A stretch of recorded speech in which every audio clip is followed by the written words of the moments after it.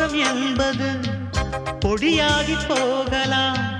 பொன்னாரமே நம் காதலு பூலோகம் தாண்டி வாழலாம். ஆகாயம் என்பது இல்லாமல் போகலாம். ஆனால் நம் நேசமே ஆகாயம் தாண்டி வாழலாம். கண்ணீரில் ஈரமாகி கரையாட்சி காதலே. கரை மாற்றி நாமும் வெல்ல கரையேற வேண்டுமே. நாளை வரும் காலம் நம்மை கொண்டாடுமே. தாஜ்மஹால் தேவையில்லை. அன்னமே அன்னமே காடுமலை நதிகள் எல்லாம்